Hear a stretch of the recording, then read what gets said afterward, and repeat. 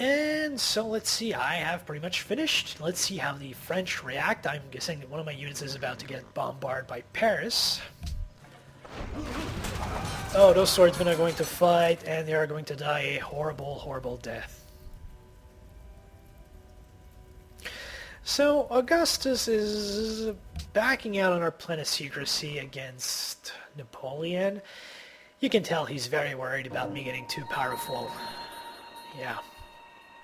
Which is a little worrisome. It does mean that I'll have to protect this.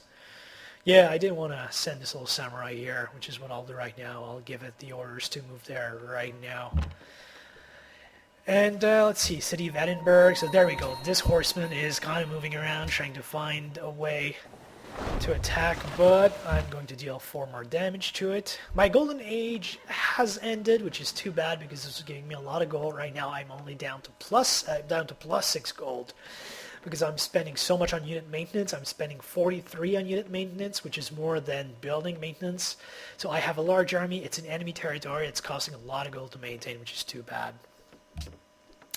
But, I mean, I think this will kind of be a lightning war. This will not last very long. So I'm going to build a farm here, which is going to give me +2 food. Excellent. I have my crossbowmen down here, so I'm going to move them to the hill down here, because from here it cannot attack the city directly. This samurai is down to 7 hit points. It got bombarded by Paris, and it got attacked by the remaining swordsman, who kind of went on a kamikaze attack. That's my line. You're not supposed to kamikaze the Japanese. So this samurai is down to 7 hit points, but again, the Japanese have Bushido, so my units always fight at full strength even when they're damaged. I'm feeling very good about my army's chances. And now, let's see, so this trebuchet could move all the way down here.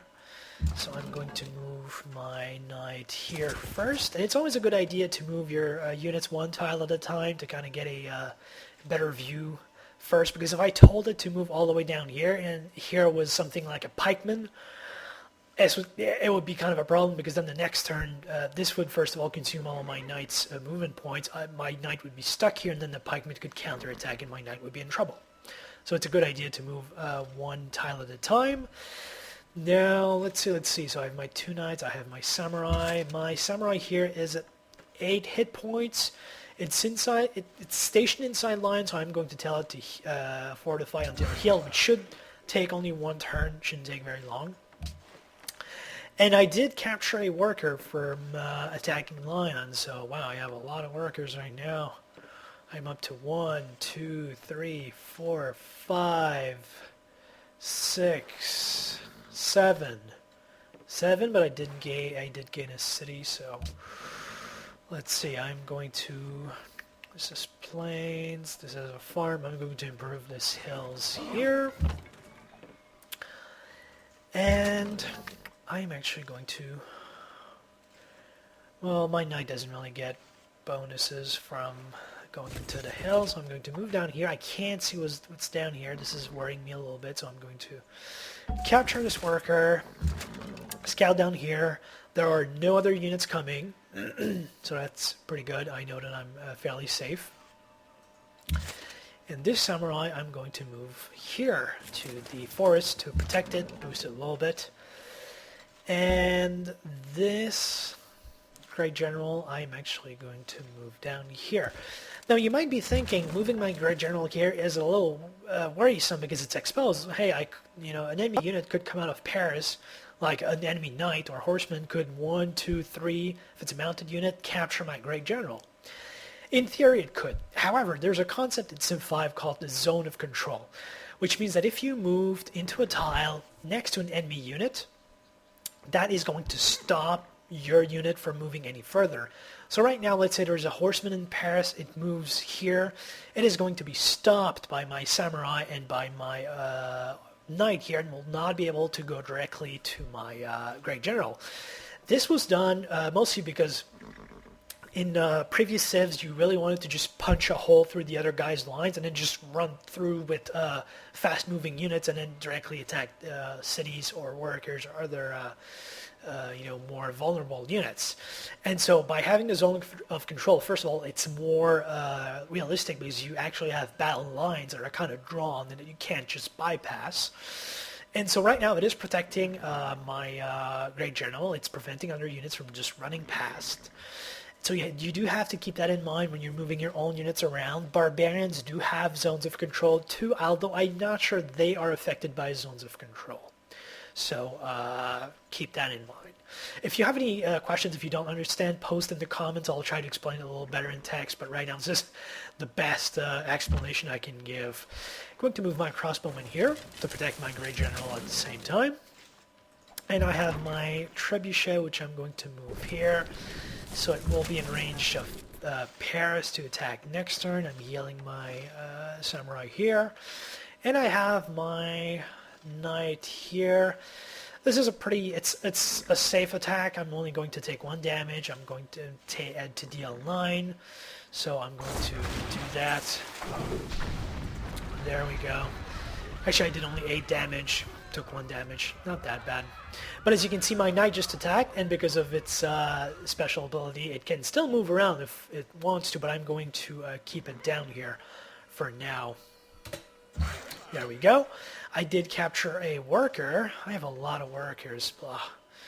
I'm going to move here, and I'm probably going to delete that worker because I have too many. I don't need that many. Let's see. What was this worker doing? Yeah, for some reason it didn't. It forgot this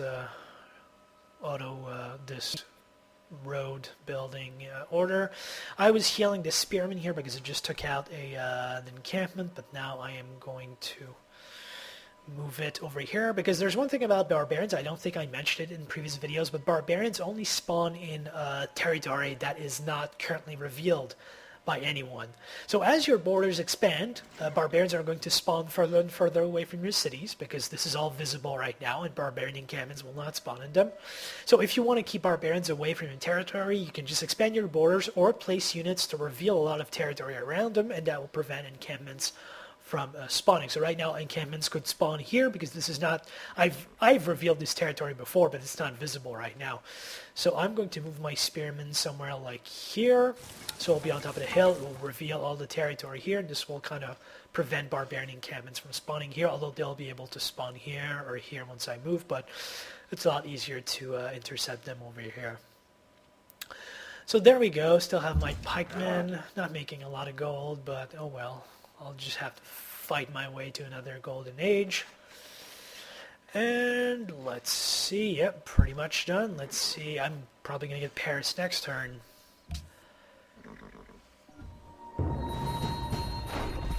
So this knight is getting bombarded for only 1 damage. Not a big deal. And everyone else is doing stuff. There we go.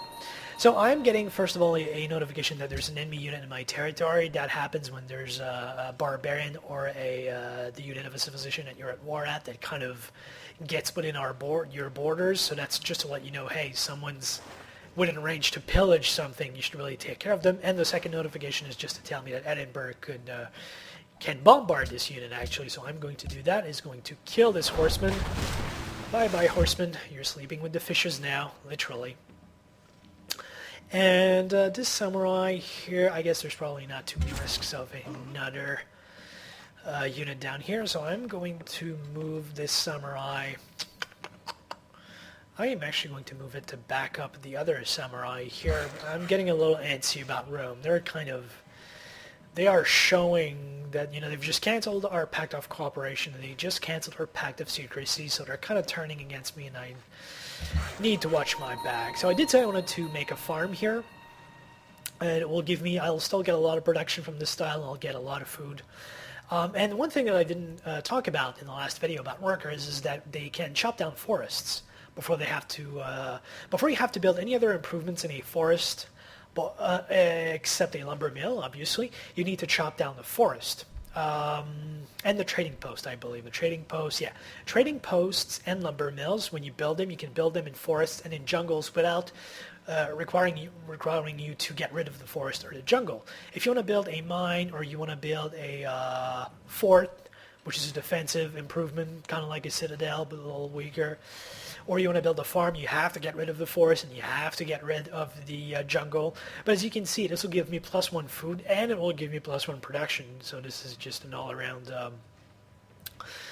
increase to the tile's value. But chopping the forest is going to take a little longer. It takes 3 turns to chop down the forest, and then it's going to take 5 turns to make the farm. But this will definitely improve the tile. And right here on this hill, since I don't have access to fresh water, I cannot build a farm, so I'll have to build a mine, which will just boost the production of the tile, but that's fine. And then my samurai here has healed very quickly because it's in a city.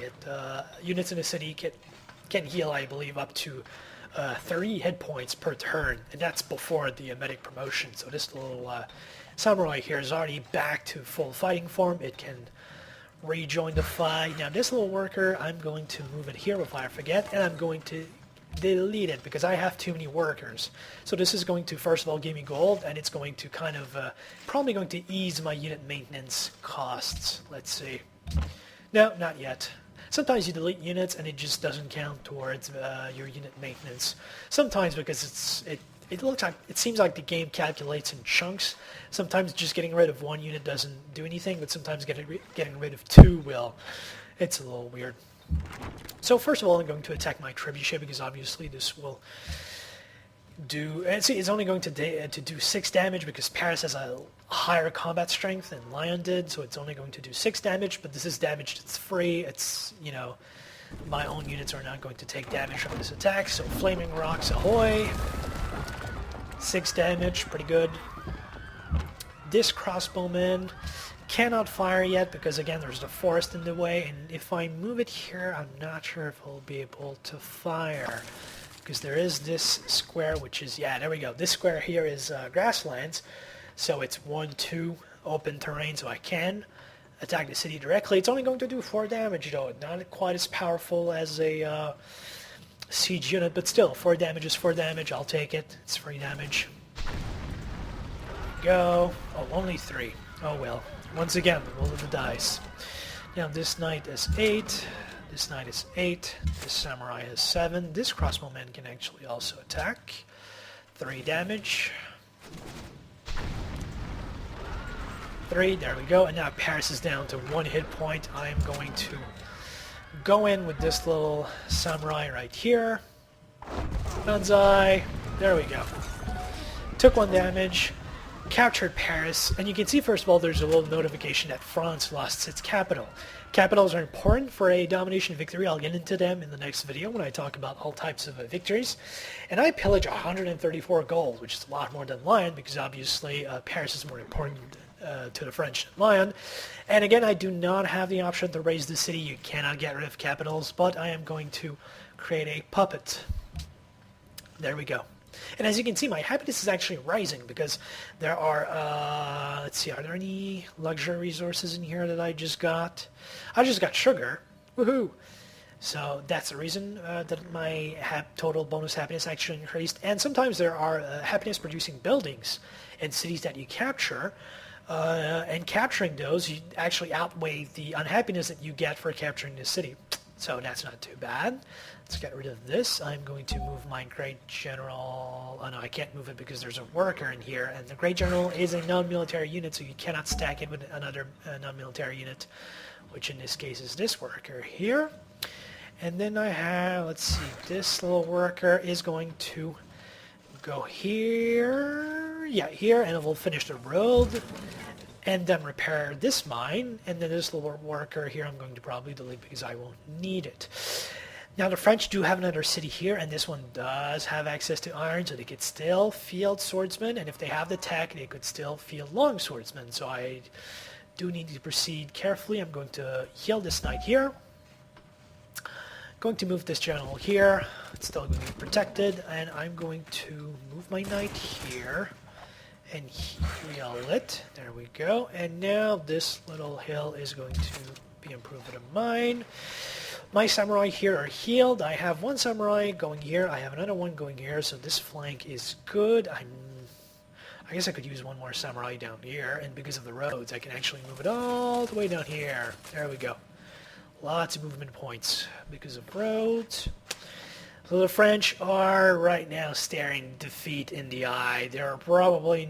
This is just one city, and I'm not... there's probably not much more to the French Empire at this point.